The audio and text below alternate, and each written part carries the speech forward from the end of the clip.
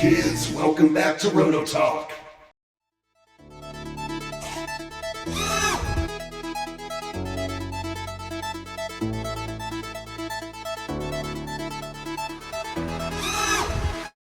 Kids, welcome back to JJ's Adventures in Misbehaving. It is day 2. We did a little spring boat crash yesterday, I think, and gorgeous day today. Look at that. Hardly any wind. Gorgeous breeze. Gorgeous, gorgeous, gorgeous, gorgeous. So, my friend, who's a buddy in our boat club group, our online group, my buddy George down in Texas, shout out to you, and all the guys, has an engine that actually he got from me in a boat that I sold him this winter, I believe. And this is a rebuilt 30cc. It looks like a 26 because of the black cap, but it is not. It is a 30cc or a 29.9, whatever you want to call it. And it has a 275 carb. I usually run the 10, what are those things, guys? 1056, 1026? I don't know, the 10 series carbs. Anyway, he says it fires up, it runs fine. He throws it in the water, the boat, not the engine, and it poops out like before it gets to the end of the pier, like zero power. So I said, hey, try this, try this. He tried it, nothing worked. So I said, send it to me. We'll figure it out. We'll do it on the channel. It'll be kind of fun. And this engine worked when I sent it, so not really sure. And he didn't run it at all.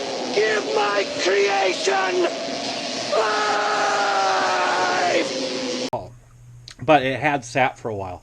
So I'm wondering, did I not winterize it properly? Is the carb crappy? You know, whatever the case may be. So what we're going to do, there's two options. The first thing I did is I put the plug in, and I rebuilt this engine. This engine's got a whole brand new top end. You can see that piston in there. Beauty mist, right? It's got good compression. Not worried about that. It has compression.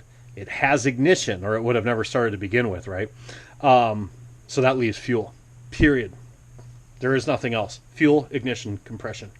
All you need. 3 things, right? So we have a couple options. This is the 3D printed test stand that I designed that works really, really well. However, these are really good for, and thank you for leaving the brackets on, George. That helps me out. This is really for after you do rebuild, you want to run it on the bench. How does this go? It's been a while. Oh, I had it right. Exhaust side. You know, you guys get the idea. That's what this is really good for. Is after a rebuild, you want to run it on your bench and just run it. Put some water cooling on it, whatever. Anybody wants the STL file for these, it works real well. Bolt it down to your bench. Works great.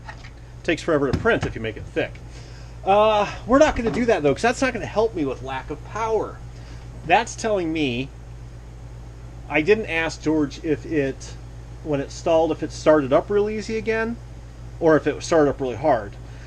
One of the troubleshooting aspects of that is you throw your boat in the water, you run it, it goes 10 feet or whatever it does, and it dies. If it starts really hard, like you just have to pull the shit out of it, you're getting too much gas. It's flooding. If it starts right back up, you're not getting enough gas. And I did not ask him that.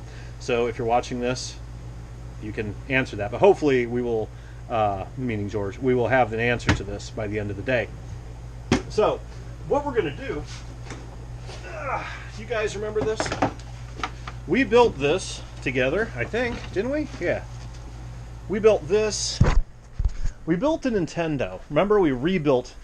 I smashed up my Nintendo flat bottom cracker, so we built a new one. And this one was a build on the channel that was the V box. That was the A box.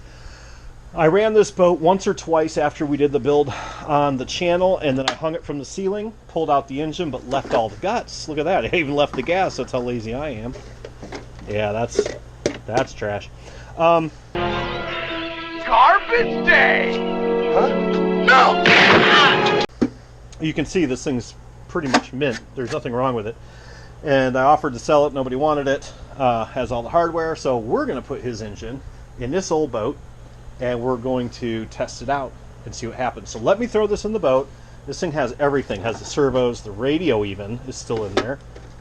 let me throw this in there, get everything wrapped up, and we'll be right back. All right. So with the magic of editing, actually, that's not even true. Took me about 10 minutes, maybe. Just slapped the engine in. Now, this brings up a point.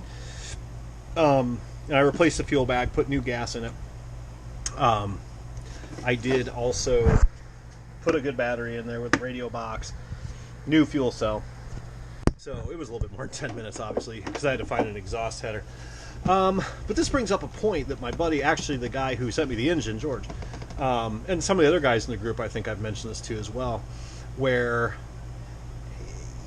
you don't have to buy a kit and build it, have your boats and whatever, because a lot of people are like, well, I can't afford to have 7 freaking gas boats because it's an expensive thing. It's like, well, don't buy the engines. Just buy one engine. If you're a sport driver, not racing. Well, even if you're racing, I suppose you could. Buy one engine and just flip-flop them through the boats. It literally takes about 10 minutes. Actually, not even that. If you already got everything set up with the brackets and everything, and use the same, like we use the Zip Kits brackets, just pop these 4 bolts, disconnect your lines, pop it out, pop it in the next boat, boom, you're done. You might have to retune, a little bit, tweak it in, depending on the props you're running or whatever, but you don't have to drop an extra $300 on every single boat. You can roll the engines on through, and honestly, that's kind of what I'm going to start doing, because I don't even run my boats. I have enough boats that I don't run them.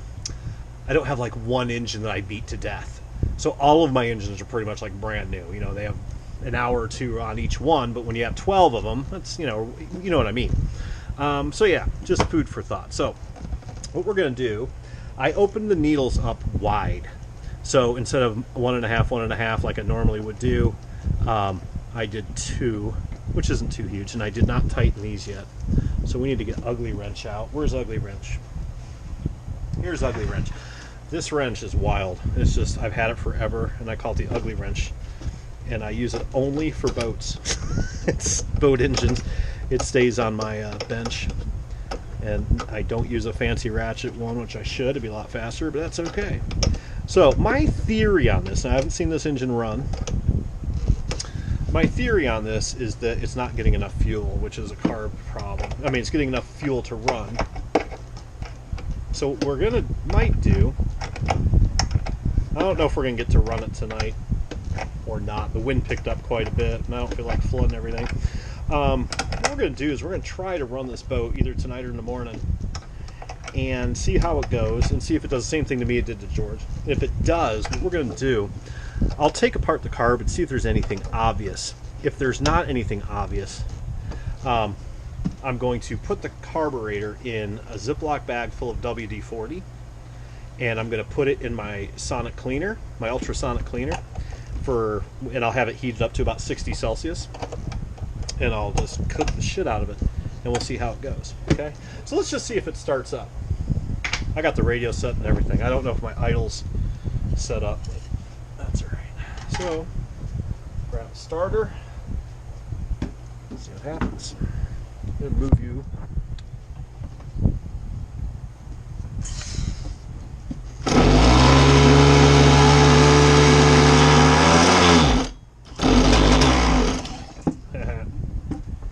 Oh, that's a good sign, yeah.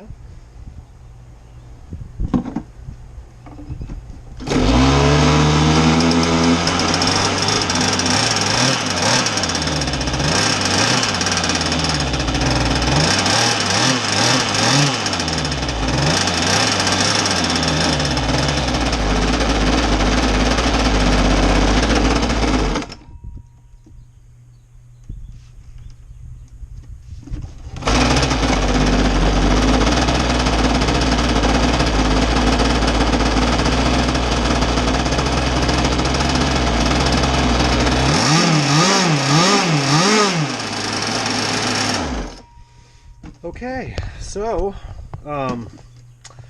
compression's great. The thing runs, starts perfect. I I do have the radio turned off, so my idle's just kind of where it landed. Haven't set that yet. I did adjust these out a little bit, or I'm sorry, I leaned out the low because it was wanting to die. And I told you the other day, don't adjust needles when an engine's cold, but that was so obvious. It was pretty basic to do. So yeah, that's kind of a mystery why this thing's not running for him very well. It seems pretty good. So what we're going to do, do I want to do this tonight or not? I think it's getting a little long in the tooth for today. It's about 6:30. So I think we'll wait until tomorrow. I'll chuck this thing in. So this will be a part 1. And then tomorrow we will take it down to the water. I'll bring some tools down and we'll try to tune it in and see if we can get it to work at all. And see what happens. I don't know, maybe we got dead bugs or something in there. We'll find out. Now, if I wasn't doing a video on this, I would literally clean this carb right now and not even fool with it and throw it down there and just see what happens. But I want to walk through the whole thing with you guys. So until tomorrow, we'll see if this old duck will run. All right? Keep dry side up. Bye. I'm not afraid.